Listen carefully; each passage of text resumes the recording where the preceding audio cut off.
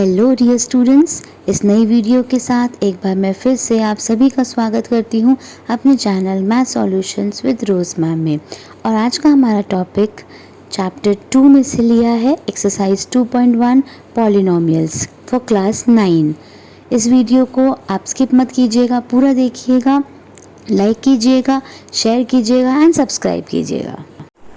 Polynomials chapter 2 exercise 2.1। आज हम exercise 2.1 करेंगे एनसीईआरटी बुक की, लेकिन उससे पहले हम थोड़ा सा एक इंट्रोडक्शन ले लेते हैं पॉलिनोमियल्स के बारे में। तो सबसे पहले हम आज सीखेंगे पॉलिनोमियल्स इन वन वेरिएबल क्या होता है।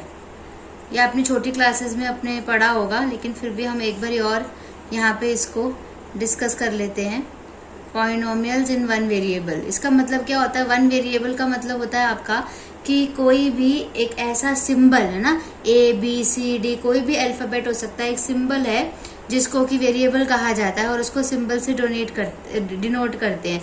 जैसे हम इसको यहाँ पर लिख सकते हैं कि जो वेरिएबल है, variable is denoted by a symbol, denoted by a symbol.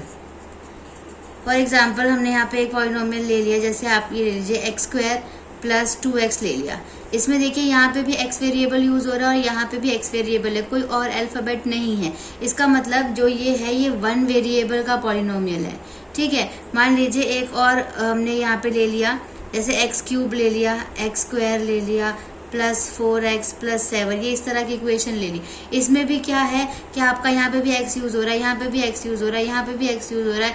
तो इस तरीके से यहाँ पे सेम ही वेरिएबल यूज हो रहा है, सेम ही अल्फाबेट यूज हो रहा है, तो इसको भी हम वन वेरिएबल कहेंगे। ठीक है, उसके बाद हम नेक्स्ट एक उस पर चलते हैं जिसको कि हम कहते हैं टर्म्स।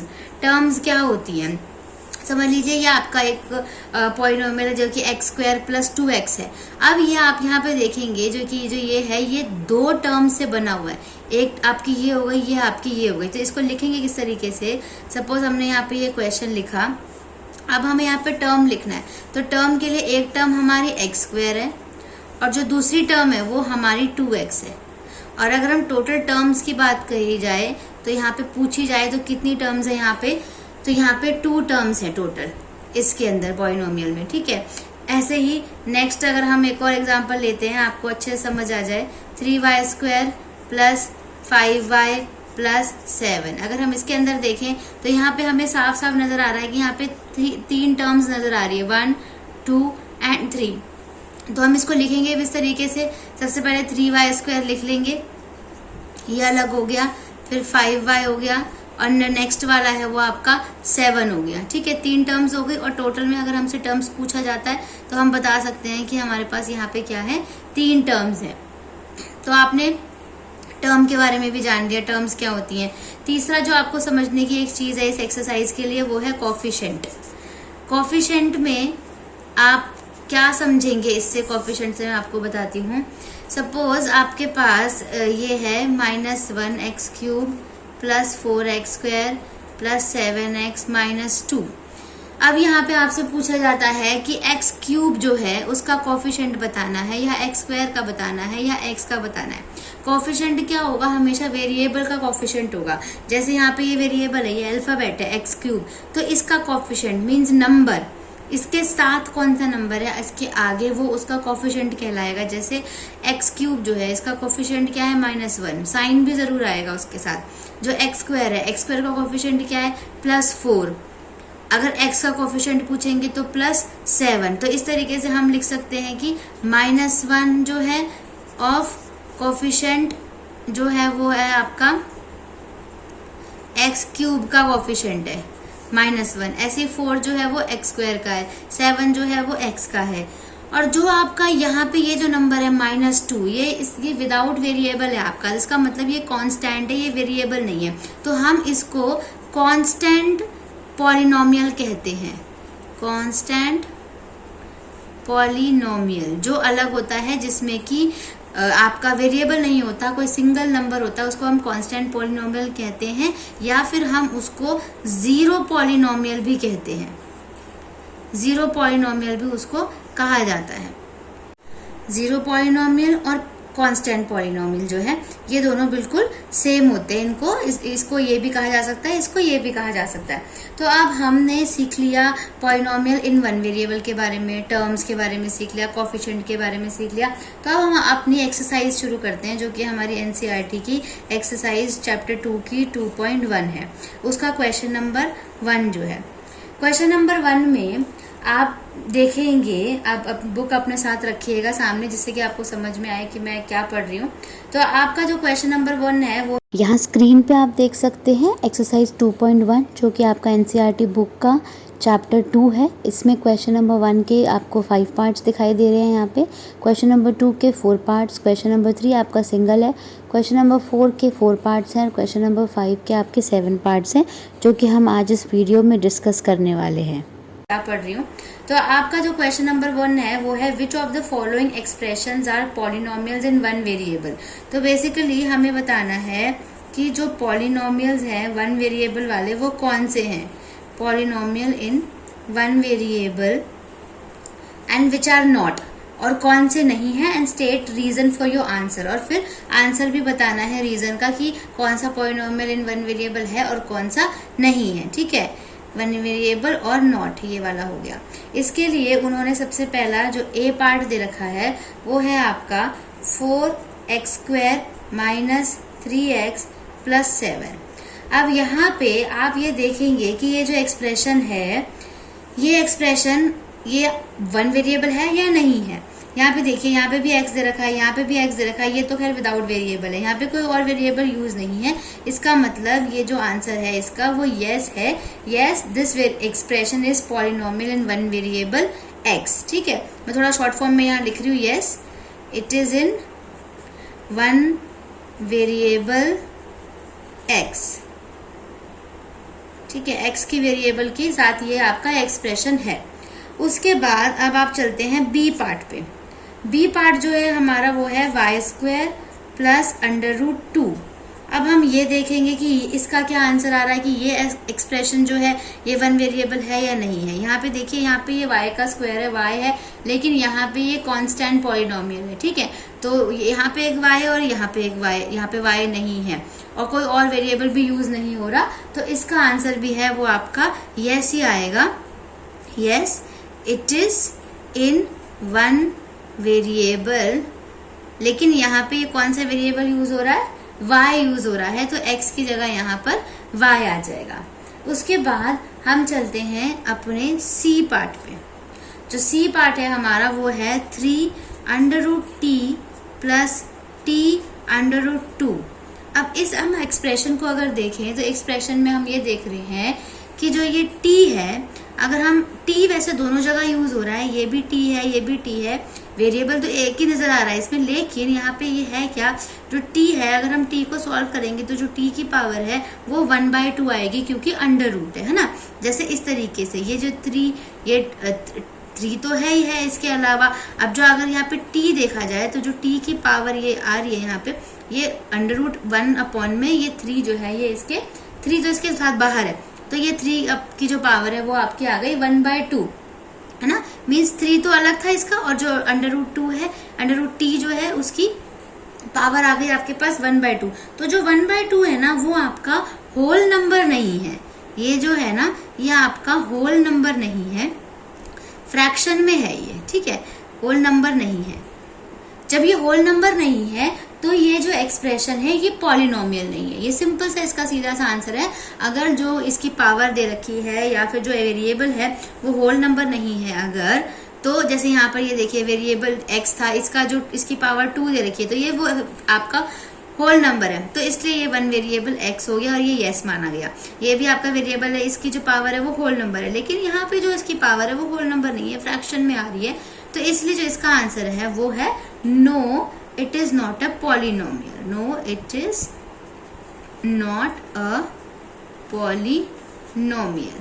ठीक है, उसके बाद सी पार्ट हो गया इसका। उसके बाद अब हम चलते हैं, इसके 2 पार्ट और बचे हैं। उसके बाद हम चलते हैं इसका अपने डी पार्ट पे। जो डी पार्ट है आपका वो है y + 2/y।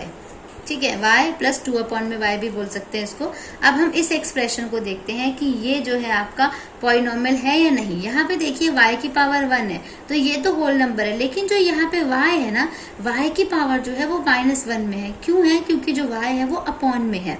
मतलब जो ये ऐसे ये 2/y जो है, तो जब हम इस y को ऊपर लेकर के जाते हैं पावर बनाने के लिए, तो ये y की पावर -1 हो जाता है। और ये 2 तो बाहर इज इक्वल्स टू 2 तो है ही इन 2 के साथ, तो y की पावर जो है वो -1 है। तो जो -1 है which is also not a whole number, जो -1 है, ठीक है। तो जो -1 है, अगर हम यहाँ पे ब्रैकेट में छोटा सा एक तरीके से लिखें तो ये आपका होल नंबर नहीं है, ठीक है।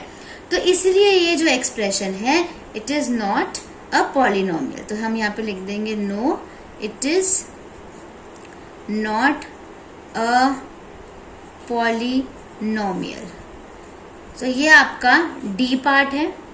उसके बाद आपका लास्ट जो पार्ट है वो आया ई पार्ट, जिसमें आपके पास जो है इक्वेशन, जो आपके पास एक्सप्रेशन है वो है x की power 10 plus y3 plus t raise to the power 50। अब यहाँ पे देखिए, यहाँ पे तो आपको साफ साफ नजर आएगा कि जो वेरिएबल है वो वेरिएबल, यहाँ पे 3 वेरिएबल नजर आ रहे हैं। एक x नजर आ रहा है, एक y नजर आ रहा है, एक t नजर आ रहा है। ये तो ऑटोमेटिकली पता चल गया कि जो ये वेरिएबल है वो 1 वेरिएबल नहीं है। तो यहाँ पे सीधा ही लिख देंगे no, it is a polynomial in 3 variables.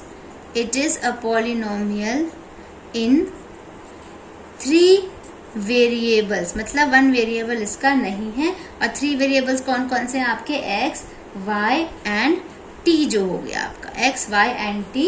Therefore it is not a polynomial in 1 variable. 1 variable का नहीं है, यहाँ पे 3 वेरिएबल का। तो यहाँ पर आपका क्वेश्चन नंबर जो 1 है वो फिनिश हो जाता है। उसके बाद will move on to question number 2। Question number 2 अगर आप अपनी बुक का देखते हैं तो क्वेश्चन नंबर 2 जो है वो आपका है right the coefficients of x square. आपको कोफिशिएंट्स लिखना है एक्स स्क्वायर का, ठीक है। मैं शॉर्ट फॉर्म में यहाँ पे लिख रही हूँ ताकि आपको थोड़ा सा इजी हो जाए समझने के लिए। तो आपको बेसिकली क्वेश्चन नंबर 2 में कोफिशिएंट ऑफ एक्स स्क्वायर बताना है। इसके भी आपके 4 पार्ट हैं, हम चारों पार्ट यहाँ पे देखेंगे। सबसे पहला ए पार्ट देखते हैं आपका, वो है 2 plus x square plus x. सबसे पहले we have to find the x square. X square यहाँ पर आपको नजर आ रहा है, एक्स स्क्वायर यहाँ पे इसके आगे जो इसके साथ नंबर होता है, हमने अभी पीछे पेज पे बात करी थी कि वो कोफिशिएंट होता है। तो इसके साथ यहाँ पे कोई नंबर नजर नहीं आ रहा, इसलिए हम अज्यूम कर लेते हैं कि यहाँ पे नंबर 1 है। तो यहाँ पे जो कोफिशिएंट है वो एक्स स्क्वायर का क्या होगा? कोफिशिएंट इज 1 आ गया यहाँ पे, ठीक है। तो 1 जो है 1 is coefficient of x square. इस तरीके से हम यहाँ पे लिख सकते हैं इसको, 1 is coefficient of x square हो गया ये आपका, ठीक है। अब हम इसके बी पार्ट पे चलते हैं, जो कि है हमारा 2 minus x square plus x cube. अब यहाँ पे भी आप देखिए ये आपका एक्स स्क्वायर है, जैसे यहाँ पे एक्स स्क्वायर था, लेकिन ये यहाँ पे +1 था, यहाँ पे कुछ नहीं है, माइनस दे रखा है। और हम 1 अज्यूम कर लेते हैं कि यहाँ पे कुछ नहीं है तो 1 है। अगर कुछ और नंबर होगा तो यहाँ पे डेफिनेटली वो नंबर लिखा हुआ होगा 2, 3, 4, है ना, एटसेट्रा। लेकिन अगर नहीं है तो हम 1 अज्यूम करके चलते हैं। तो यहाँ पे जो है वो -1 है, यहाँ पे माइनस का साइन है तो माइनस भी लगाएंगे। -1 is coefficient of x square, यहाँ पे हम इस तरीके से बोल सकते हैं। उसके बाद हम चलते हैं अपने सी पार्ट पे, जो कि है हमारा π/2 एक्स स्क्वायर प्लस एक्स। सबसे पहले हमने, जैसे मैंने बात करी थी कि पहले हम एक्स स्क्वायर हमें फाइंड आउट करना है, उसके बाद हम उसका कोफिशिएंट फाइंड करेंगे। एक्स स्क्वायर ये रहा आपके पास, एक्स स्क्वायर के आगे जो नंबर है वो क्या नजर आ रहा है? π/2। That means π/2 is the coefficient of x square. तो हम यहाँ पे लिख देंगे π/2 is coefficient of x square. आप इसको पूरा लिख सकते हैं यहाँ पर, ठीक है। अब आ जाइए आप अपने डी पार्ट पे, जो कि आपका लास्ट पार्ट है इस क्वेश्चन का, वो है √2x - 1। अब आप ये देखिए इस एक्सप्रेशन में जो आपका ये है, इसमें आपके पास एक्स स्क्वायर आपको नजर ही नहीं आ रहा है। इस एक्सप्रेशन में देखिए एक्स स्क्वायर नजर नहीं आ रहा ना, एक्स है और ये कांस्टेंट पॉलिनोमियल है, ठीक है। तो जब एक्स स्क्वायर है ही नहीं, दैट मीन्स जब जो चीज़ पूछी जाती है और अगर वो नहीं होता है उसका, तो उसके लिए हम हमेशा ज़ीरो उसका मानते हैं। तो हम यहाँ पर बोल सकते हैं कि जो ज़ीरो है, zero is coefficient of x square, क्योंकि यहाँ पे एक्स स्क्वायर दिया हुआ ही नहीं है। अगर एक्स स्क्वायर दिया होता तो सिंपली हम उसका कोफिशिएंट लिख सकते थे, लेकिन दिया नहीं है, इस वजह से हम अज्यूम करते हैं कि जो उसका आंसर है वो आप उसका सीधा ही ज़ीरो लिख सकते हैं। तो ये आपका क्वेश्चन नंबर 2 हो गया, जो कि जिसमें कि आपके 4 पार्ट थे जो कि हमने फिनिश कर दिए। Will move on to question number 3। अब क्वेश्चन नंबर 3 मैं एक बार रीड अलाउड कर रही हूँ, आप अपनी बुक में ध्यान से देखिए इसको। Give one example each of a binomial of degree 35। Degree 35 का एक आपको बाइनोमियल लिखना है, ठीक है, मैं यहाँ पे शॉर्ट फॉर्म में लिख रही हूँ, आपको बाइनोमियल लिखना है। और दूसरा इसी के साथ आपको डिग्री 100 का मोनोमियल लिखना है। डिग्री 100 हो जिसकी, वो आपको मोनोमियल लिखना है, ठीक है। सबसे पहले बाइनोमियल क्या होता है, मोनोमियल क्या होता है। बाइनोमियल का मतलब होता है जिसके अंदर 2 टर्म्स होती हैं, ठीक है, जिसके पास 2 टर्म्स होती हैं उसको बाइनोमियल कहते हैं। और जिसकी टर्म एक होती है, एक ही टर्म होती है, सिंगल टर्म होती है, उसको हम मोनोमियल कहते हैं। तो जब हमें बाइनोमियल लिखना है डिग्री 35 का, तो हम मान लीजिए अगर हम अपना वेरिएबल x चूज करें, तो उसके आंसर में हम क्या करेंगे, x की डिग्री जो है वो 35 लिख दीजिए आप। इससे एक कम करेंगे तो x की डिग्री आपकी 34 हो सकती है। तो ये आपके कितने टर्म्स हो गई, 2 टर्म्स हो गई, एक आपकी x35 और एक x34, ठीक है। तो ये 2 टर्म्स हो गई, मीन्स ये आपका बाइनोमियल हो गया, जो कि जिसकी डिग्री जो है वो क्या है, 35। अब यहाँ पर आइए, जो इसका आंसर है हमारा, वो है हमारा जो डिग्री है 100 डालनी है हमें, लेकिन मोनोमियल होना चाहिए, दैट मीन्स एक टर्म होनी चाहिए। तो उसके लिए हम यहाँ पर x की पावर 100 लिख सकते हैं, कोई और टर्म लिखने की जरूरत नहीं है, क्योंकि ये मोनोमियल की बात कही है, और जो मोनोमियल होते हैं वो एक ही टर्म के होते हैं। जैसे बाइनोमियल में हमने यहाँ पे 2 टर्म यूज करी है, बट मोनोमियल में हम एक ही टर्म यूज करेंगे, x की पावर जो है वो हमारी 100 आ गई। अब यहाँ पर इसी के साथ हमारा जो ये क्वेश्चन नंबर 3 है, ये भी हमारा सॉल्व हो जाता है, खत्म हो जाता है। अब हम अपने क्वेश्चन नंबर 4 में चलेंगे। क्वेश्चन नंबर 4 में भी आपके पास जो है वो 4 पार्ट्स हैं, चारों पार्ट्स हम यहाँ पर सीखेंगे। क्वेश्चन नंबर 4 जो है आप अपनी बुक में इसको ध्यान से देखिए, मैं इसको पढ़ रही हूँ। Right the degree of each of the following. Basically आपको इस एक्सप्रेशन में जो भी दिया हुआ है उसकी डिग्री बतानी है कि उसकी डिग्री क्या है। डिग्री क्या होती है, डिग्री का जो मतलब होता है वो होता है हाईएस्ट पावर, मतलब जो हाईएस्ट आपका एक्सपोनेंट होता है उसको डिग्री कहते हैं। सपोज ये दोनों हैं, ठीक है, इसका एक्सपोनेंट देखिए 35 है, इसकी डिग्री 35, इसकी डिग्री 34, तो जो डिग्री जो है ना, ये 35 है, ये 34, तो जो सब हाईएस्ट डिग्री होगी वो इस एक्सप्रेशन की डिग्री मानी जाएगी। तो 35 यहाँ पे हाईएस्ट है इन दोनों में से, तो 35 जो है वो इस एक्सप्रेशन की डिग्री होगी, ठीक है, इस पॉलिनोमियल की डिग्री होगी। तो इसका क्वेश्चन नंबर ए पे चलते हैं, ए पार्ट पे चलते हैं, जो कि है 5x³ + 4x² + 7x। अब हमारे पास ये हमें नजर आ गया कि ये this is a polynomial in variable x। यहाँ पे भी x है, यहाँ पे भी x है, यहाँ पे भी x है, but the highest power of variable x is 3। यहाँ पे देखिए x की यहाँ पे पावर क्या है 1, यहाँ पे 2, यहाँ पे 3, तो हाईएस्ट क्या हो गई 3 हो गई। तो इस दैट मीन्स जो डिग्री है, डिग्री ऑफ द पॉलिनोमियल जो है वो आपका 3 हो गया। तो यहाँ पे हम लिख देंगे डिग्री ऑफ पॉलिनोमियल जो है आपका इज 3 आ गया इधर, ठीक है। उसके बाद हम सेकंड पार्ट लेते हैं, आपको और क्लियर हो जाएगा सेकंड पार्ट से। जैसे देखिए आपका नेक्स्ट क्वेश्चन है 4 - y²। अब इसके अंदर देखिए, इसके अंदर भी वही है, this is a polynomial in variable y, variable y का है, and the highest power of variable y is 2, therefore the degree of this polynomial is 2। तो डिग्री ऑफ द पॉलिनोमियल जो है हम यहाँ पर लिखेंगे, क्योंकि कोई और यहाँ पर वेरिएबल नजर नहीं आ रहा, उसकी डिग्री भी नजर नहीं आ रही, तो डिग्री ऑफ पॉलिनोमियल जो है इज 2 हो गया आपका सेकंड पार्ट में, ठीक है। उसके बाद हम चलते हैं अपने थर्ड पार्ट की तरफ। थर्ड पार्ट जो है आपका वो है 5t माइनस अंडर रूट 7, ठीक है। अब यहाँ पे देखिए जो t है, t की पावर देखनी है आपको, ठीक है। ये तो आपका 0 पॉलिनोमियल है तो छोड़ दीजिए इसको। तो ये इसके लिए भी अगर हम कहें तो ये क्या है, this is a polynomial in variable t है। जैसे यहाँ पे y था, यहाँ पे x था, ये वेरिएबल जो है वो t है। And the highest power of variable is आपका कुछ नहीं है, तो यहाँ पे हम 1 एज्यूम कर सकते हैं कि ये 1 डिग्री है। Therefore the degree of the polynomial is 1। तो यहाँ पे आपका आ गया डिग्री ऑफ पॉलिनोमियल इज, इसका जो है आंसर वो हो गया आपका 1 हो गया। अब हम इसका जो है आपका लास्ट पार्ट पे चलते हैं, जो कि हमारा 4th क्वेश्चन है, जिसका कि जो पार्ट है वो है 3। जो इसका डी पार्ट है आपका,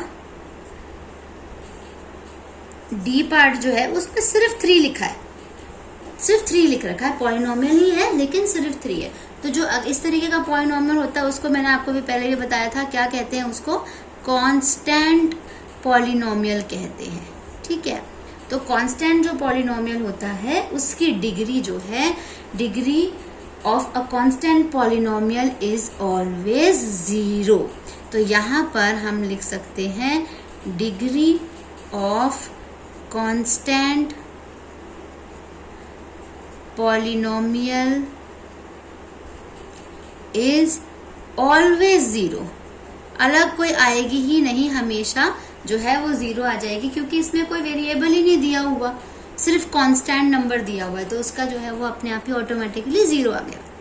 now will move on to the last question of this exercise, that is question number 5। इसके जो है आपके 7 पार्ट्स हैं। 7 पार्ट्स हम यहाँ पर अभी फटाफट डिस्कस कर लेते हैं। सबसे पहला क्वेश्चन क्या है आपका, वो है classify the following as linear, quadratic and cubic polynomials. सबसे पहले देखिए लीनियर है, उसके बाद है क्वाड्रेटिक और तीसरा है क्यूबिक। आपको ये बताना है कि लीनियर क्या होता है। अब सबसे पहले हम देखते हैं लीनियर क्या होता है, क्वाड्रेटिक क्या होता है, क्यूबिक क्या होता है।